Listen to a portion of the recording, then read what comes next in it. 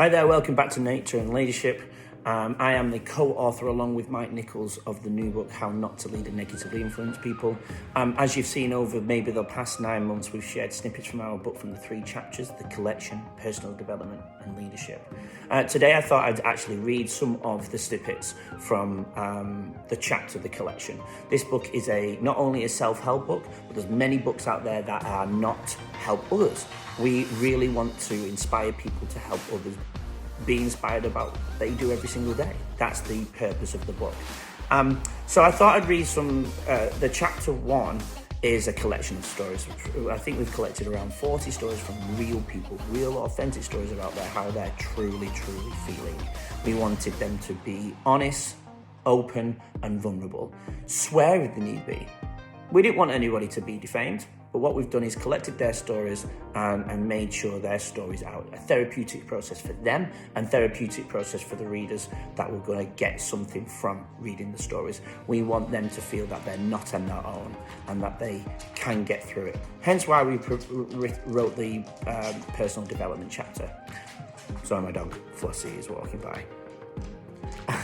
So, some of the stories, I've got my phone here, I will read through some of them. One of them here says, work was affecting my family life and mental health. I turned into a person I wasn't happy with. I was tolerating situations, not speaking up when I should have done, and dreaded waking up in the morning. Not a great position to be in. A point where when I was going through what I was going through, where I'd throw up most mornings as well. So I can definitely connect to that person. Another one about gaslighting, again, a term that I'd never heard of before going through my trauma kids experience. I had never heard of the term gaslighting until I was being gaslighted. It was such a scary thing that people can be so strategic and manipulative in how they treat people in order to benefit themselves. Yeah, totally get it. The small things really built up over time in my mind, which led me to vomiting in my front garden most days as I would leave the house to go to work. Again, a lot of these stories connect. They all connect with one another.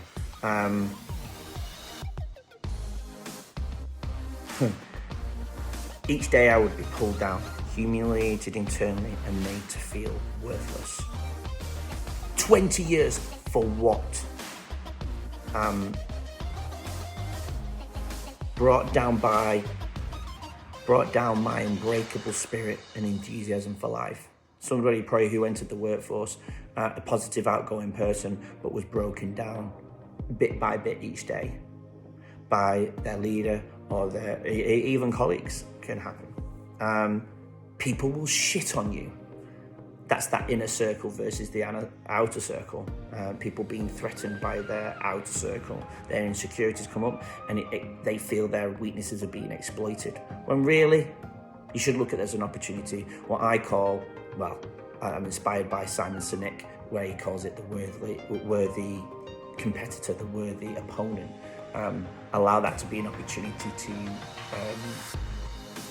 work on the things that you need to be worked on. They don't need to be exposed. You don't need to look at it as an insecurity. You can rechange your thought process and really think about, okay, they've exposed a weakness there that I didn't actually know I had, or I did know, but now I know people might see it and I want to work on it, which is okay too.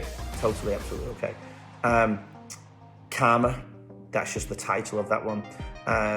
Did you just roll your eyes at me? Something I experienced in many meetings as well. Makes you feel worthless, makes you feel really insecure. It makes you actually not want to come back to work the next day.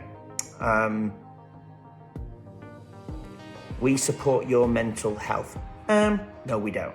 That's what the person wrote. I thought that was actually a pretty sharp thing to say, if I'm being honest.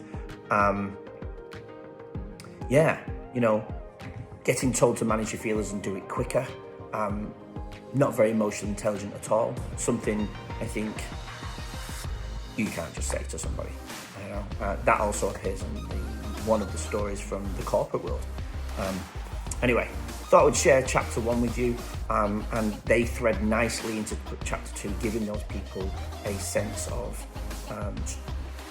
a way out, a strategic development process for them to follow, and they connect quite nicely to the stories. And the same with the leadership section where we get them to understand the feel of their moment, not necessarily under a theory that somebody has discussed, which are all very, very important. But understanding the feel of the game, what I like to call the feel of the game, I think that's really super important too. Again, we'll go into more detail and read more things like this in the book, and we'll keep you posted. Take care.